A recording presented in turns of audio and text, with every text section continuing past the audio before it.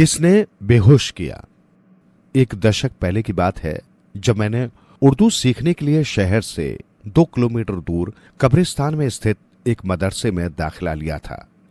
चूंकि मदरसे के आसपास कब्रिस्तान था, इसलिए शाम के बाद वहां लोग कम ही नजर आते थे।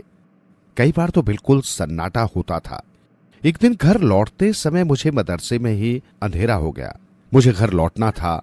आसपास बिल्कुल सन्नाटा देखकर मैं डर गया, लेकिन फिर भी हिम्मत बटोरकर मैं घर की ओर चल दिया। अंधेरी रात में सुनसान इलाका और तरह तरह की आवाजें वातावरण को और भी डरावना बना रही थी। अभी मैं कुछ ही दूर गया था कि सामने सफेद वस्त्र में एक महिला दिखाई दी। वो मेरी ओर ही आ रही थी। उसका चेहरा सफेद बालों से ढका हुआ था। उस स्त्री को देखते ही मुझे बीते समय की वे डरावनी बातें याद आने लगी जो मैं किसी से सुन चुका था या कहीं पढ़ चुका था। जैसे जैसे वो महिला मेरी ओर आती गई, मेरी धड़कनें बढ़ने लगी। मेरी टांगें बुरी तरह कांप रही थी। सर्दी के मौसम में भी मेरा शरीर पसीने से भीग गया। मैंने डर के मारे विपरीत दिशा में भागना चाहा, लेकिन मुझे ऐसा लग रहा था कि मानो किसी अदृश्य शक्ति ने मेरे पैरों में बेड़ियां डाल दी हैं। आहिस्ता आहिस्ता मेरा और उस महिला के बीच फासला कम होने लगा। मेरा दिल जोरों से धड़क रहा था। मुझे लग रहा था कि अब मैं जमीन पर गिर जाऊंगा।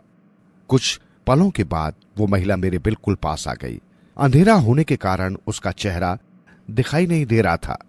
अचानक उसने जोर की हंसी निकालते हुए अपना मुंह खोला और मैं वहीं बेहोश होकर गिर पड़ा। जब मुझे होश आया तो मैंने खुद को परिवार के लोगों के बीच घिरा हुआ पाया। सभी मेरी बेहोशी टूटने का इंतजार कर रहे थे।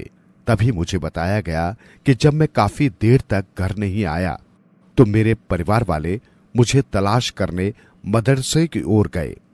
रास्ते में मैं उन्हें बेहोशी की हालत में मिला। वहां मेरे पास एक सफेद कपड़ा भी पड़ा था। हालांकि इस घटना को 10 साल से अधिक समय हो गया है, लेकिन वो सफेद वस्त्रधारी औरत कौन थी मुझे आज तक पता नहीं चल पाया। मेरे घर वालों के लिए भी ये आज तक रहस्य ही है।